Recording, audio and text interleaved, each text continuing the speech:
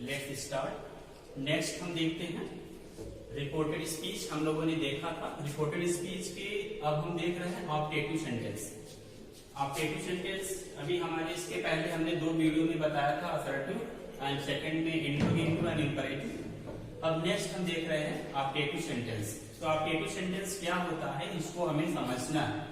तो optative sentence यहाँ पे मैंने एरो बना करके यहाँ पे इंडिकेट किया हुआ है कि ऐसे सेंटेंस में विच, कॉज, प्रेड की बातें आती है, वो हमारा ऑप्टेटिव सेंटेंस कहलाता है। यानी कि जब हम सेंटेंस को पढ़ते हैं तो हमें ये पता चलता है कि वहां पे विश किया जा रहा है या प्रे की जा रही है या फिर कर्स किया जा रहा है। कर्स मतलब अभिशाप देने की बात कही जा रही है। तो ऐसे सेंटेंस को पढ़ के समझना होता है कि हमें वहां पे क्या यूज करना है।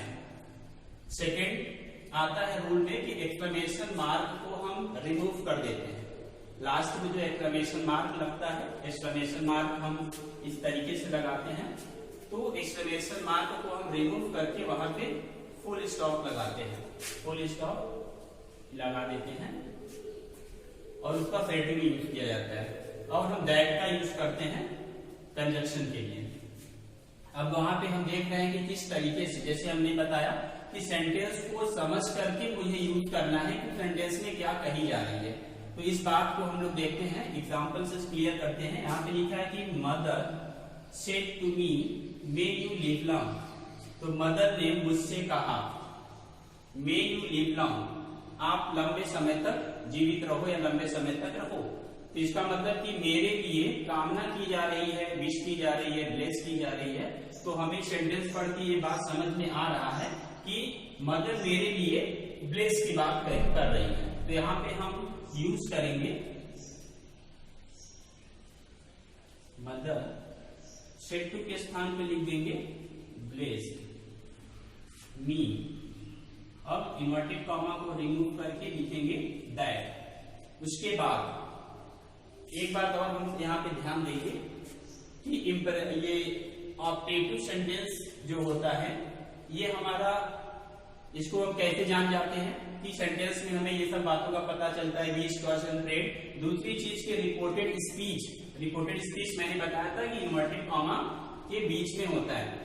तो रिपोर्टेड स्पीच यदि मे से शुरू हो जाएगा, यहाँ मे, अगर मे से शुरू हो जाता है तो मतलब वो हमारा ऑप्टेटिव सेंटेंस कहलाता है। लेकिन इसमें भी कभी कभी अपवाद हो जाता है, एक्सेप्शन हो जाती है।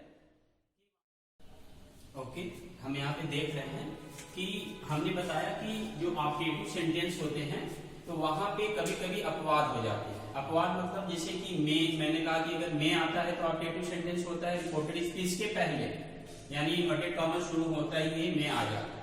लेकिन अगर कभी नहीं आता है तो ये अपवाद होता है। तो उसको हम कैसे पहचानते हैं, सेंटेंस को पढ़ते हैं, रिपोर्टेड स्पीच को हम पढ़ते हैं, पढ़ करके ये क्लियर करते हैं कि उसमें हमारे लिए क्या कही जा रही है, विच की बात, कर्स की बात, प्रे की बात क्या कही जा रही है। तो अकॉर्डिंग टू सेंस हमें वहां पे सेड टू की जगह पे लिखना होता है।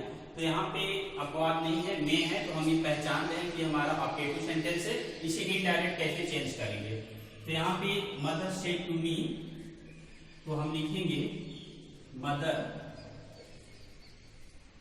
Blessed me. अब इन्वर्टेड कॉमा को रिमूव करने के लिए दैट लगा दिया, मदर ब्लेस्ड मी दैट। अब इसके बाद हम आते हैं सब्जेक्ट पे, यू। यू हमारा सेकंड पर्सन है तो ऑब्जेक्ट के अकॉर्डिंग चेंज होगा। ऑब्जेक्ट मी है तो इसको, मी हमारा फर्स्ट पर्सन में है तो यहाँ इस सब्जेक्ट का काम कर रहा है यू, तो यहाँ पे हम लिखेंगे आई। और मे को अब यहाँ पे लिख देंगे might, I might and then live long. ये हमारा इनडायरेक्ट स्पीच हो गया। तो इसको हमने बनाया mother said to me, comma inverted comma, may you live long, inverted comma close, exclamation sign के साथ। फिर इनडायरेक्ट बना रहे हैं mother blessed me that I might live long. Second पे आते हैं, सेकेंड लिखा है they said to him may you die. अब इस सेंटेंस को पढ़ना है, यहाँ पे मैंने ब्लेस लगाया क्योंकि माँ ने ब्लेस किया। अब यहाँ दे सेड टू हिम, उसने कहा, क्या कहा, may you die. May you die मतलब मर जाओ। तो एक तरीके से अभिशाप है, तो अभिशाप दे रहा है, तो अभिशाप के लिए हम क्या यूज करते हैं, कर्स को लिखेंगे। तो यहाँ पे लिखेंगे दे कर्स हिम दैट। फिर उसके बाद same process, you second person, object के अकॉर्डिंग चेंज होगा। ऑब्जेक्ट है हिम, हिम यानी कि थर्ड पर्सन, तो हम सब्जेक्ट की तरह इसको यूज करेंगे। तो यहाँ पे हो जाएगा ही के बाद अब लिखेंगे मे को might, he might die, full stop, यहाँ से एक्सक्लेमेशन साइन हट जाएगा, फुल स्टॉप का यूज करेंगे। ये हमारा चेंज हुआ। They said to him, comma inverted comma, may you die, exclamation sign के साथ इन्वर्टेड कॉमा क्लोज। इनडायरेक्ट बनाया, they cursed him that he might die। Number third देखते हैं, इसको Mohan said, comma inverted comma, may God help you. तो अब इसमें हमको समझना है कि कौन सी बात कही जा रही है। मोहन सेड, मोहन ने कहा, मे गॉड हेल्प यू, ईश्वर आपकी भला करे। तो मतलब वो मेरे लिए विश की बात कर रहा है, कामना कर रहा है। तो यहाँ पे हम लिखेंगे मोहन wished that। यहाँ ऑब्जेक्ट नहीं था, इसलिए विश के बाद हमने क्या लिख दिया, दैट। Mohan wished that। अब इसके बाद यहाँ पे गॉड है, सब्जेक्ट का काम कर रहा है गॉड, एंड देन मे को might, God might help, help. अब यू सेकेंड पर्सन हुआ यहाँ पे, और चेंज होगा ऑब्जेक्ट के according.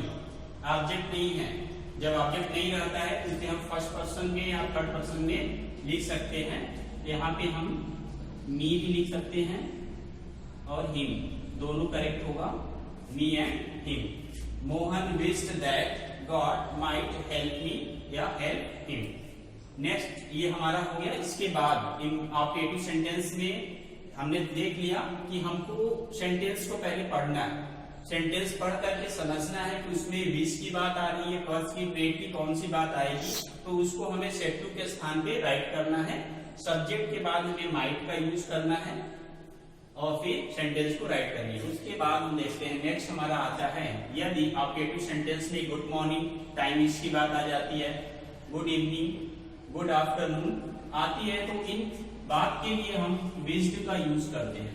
And good night, good bye and farewell, ये तीन बातें आती हैं, उसके लिए हमें बैड का यूज करना है।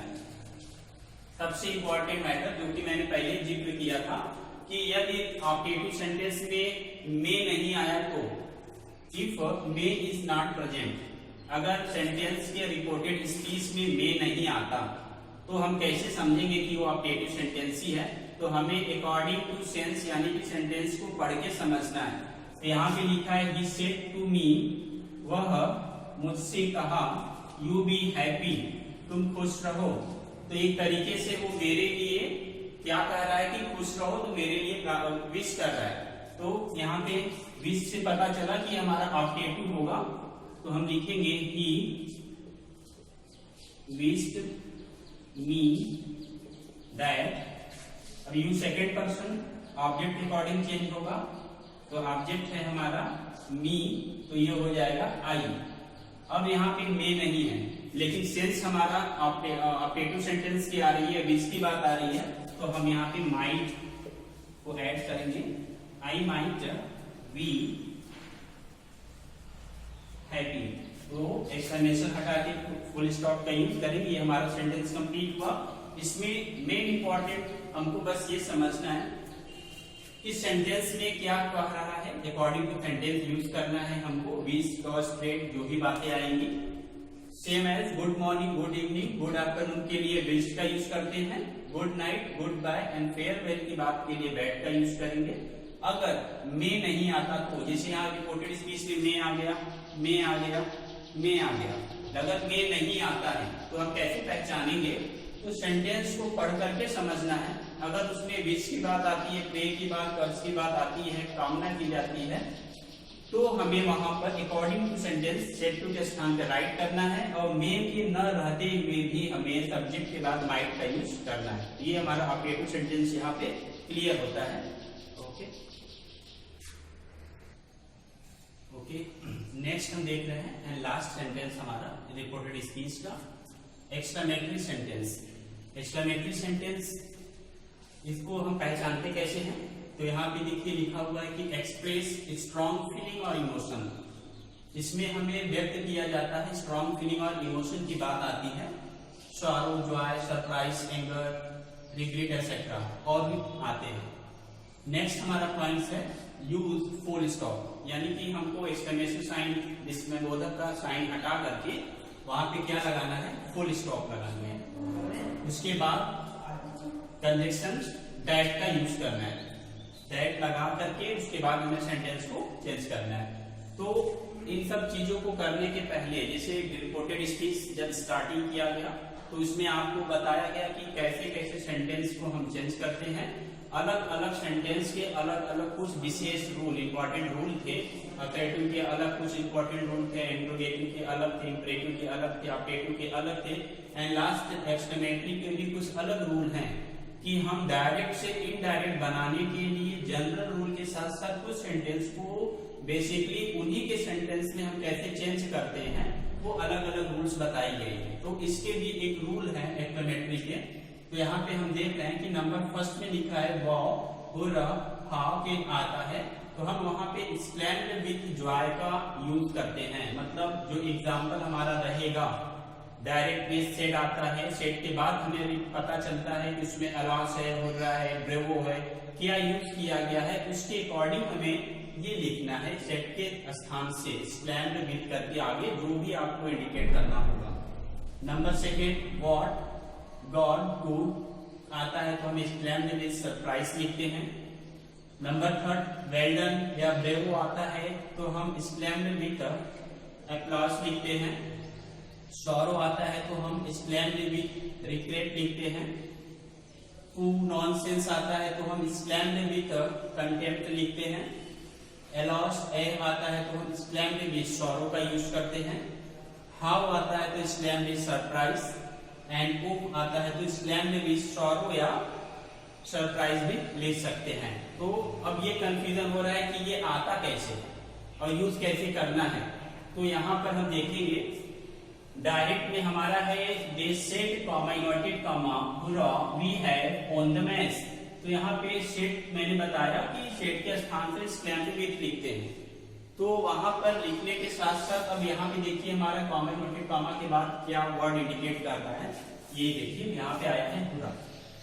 तो यहाँ पे हम चेक करते हैं कि इसको आने पे हमें क्या लिखना है, एक्सक्लेम्ड विथ के साथ क्या लिखना है, जॉय, यानी कि प्रसन्नता खुशी की बात होती है। तो इसको इंडिकेट करने के लिए यहाँ पे राइट करना है। तो हम यहाँ लिखते हैं दे, अब सेट यहां से लिखना शुरू करेंगे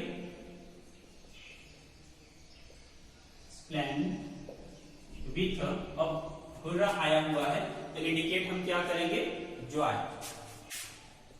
जॉय कॉमा इन्वर्टेड कॉमा हटाने के लिए लिखेंगे दैट। तो ये क्लियर हुआ इतना कि हम कैसे जानेंगे। ये बेसिकली ये चार्ट मैंने यहाँ पर इसलिए राइट किया कि ताकि कोई कंफ्यूजन ना हो कि कौन सा वर्ड आता है तो हमें क्या लिखना है। तो according to your words and write this sentence. तो हमें समझ में आ जाएगा कि अगर ये वर्ड्स आते हैं तो इसके साथ हमें इनको राइट करना है। नेक्स्ट हम देख रहे हैं, यहाँ पर मैंने चेंज किया, पूरा आया हुआ था तो exclaimed Joy and inverted comma को हटाने के लिए दैट लिख दिया। अब हमको चेंज करना है, सब्जेक्ट हमारा क्या है यहाँ पे वी। तो आई एंड वी फर्स्ट पर्सन होता है जो कि सब्जेक्ट के अकॉर्डिंग चेंज होता है। तो सब्जेक्ट हमारा दे है थर्ड पर्सन, तो यहाँ पे हम लिखेंगे दे। यहाँ हैव जो आया हुआ है ये कौन सा टेंस है, प्रेजेंट परफेक्ट, इसको हम ले जाएंगे पास्ट परफेक्ट में तो हो जाएगा दे हैड एंड ओन, ये ओन है, ऑन द मैच। तो स्टॉप लगा देंगे। नंबर सेकंड हम देखते हैं, she said oh I lost my mobile.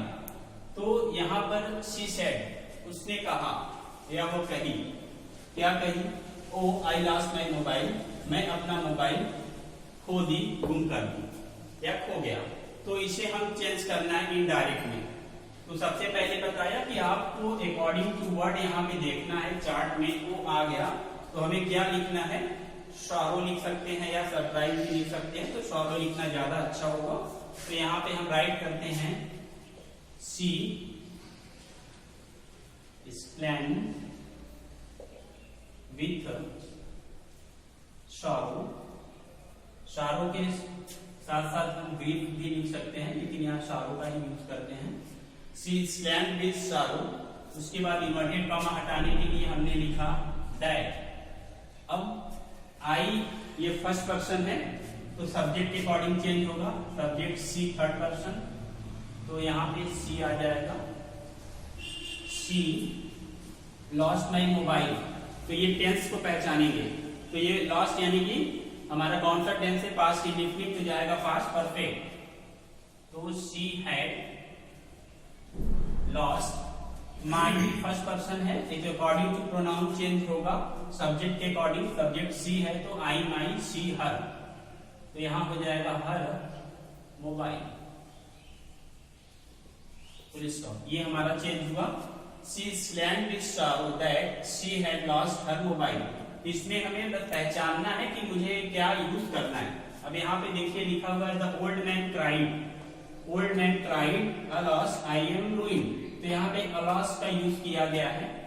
तो अलॉस आएगा तो क्या लिखना है, तो हम यहाँ पे चार्ट में देखेंगे कि अलॉस अगर आता है या आता है तो हम स्लैंड विथ सॉरो का यूज करते हैं। सॉरो के साथ साथ हम ग्रीफ भी लिख सकते हैं, वो भी हमारा दुख के लिए व्यक्त किया जाता है, GRIEF का भी यूज हम कर सकते हैं। तो यहाँ पे लिखेंगे द ओल्ड मैन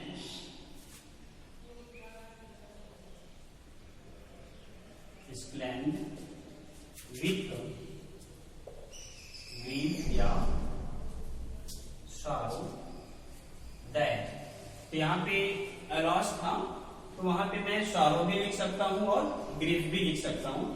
तो मैंने लिखा the old man स्लैंड with grief oblique sorrow that, inverted comma हटाने के लिए आई आ गया फर्स्ट पर्सन, सब्जेक्ट के अकॉर्डिंग, तो सब्जेक्ट हमारा है द ओल्ड मैन, तो ये थर्ड पर्सन है यानी किसी व्यक्ति के लिए इंडिकेट कर रहा है, तो वहां पे हम यूज करेंगे ही।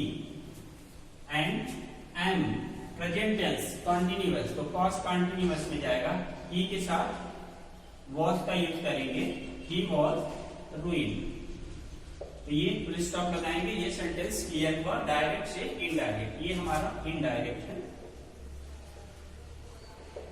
ये इनडायरेक्ट स्पीच हुआ और ये हमारा डायरेक्ट स्पीच हुआ। तो अकॉर्डिंग टू एग्जांपल्स मैंने बताया कि हमें क्या यूज करना है, स्प्लेंड विथ के साथ जॉय लगानी है, सॉरो लगानी है, ग्रीफ लगानी है, क्या यूज करना है। तो ये आपको चार्ट एक बार यहाँ पे लर्न करना होगा कि हमें जो वर्ड आते हैं तो वर्ड के साथ क्या यूज करना है, इसलिए मैंने अलग से चार्ट भी यहाँ पे बना दिया कि प्रॉब्लम ना हो हमें डायरेक्ट इनडायरेक्ट चेंज करने में। तो ये हमारा आज रिपोर्टेड स्पीच यहाँ पे फिनिश होता है।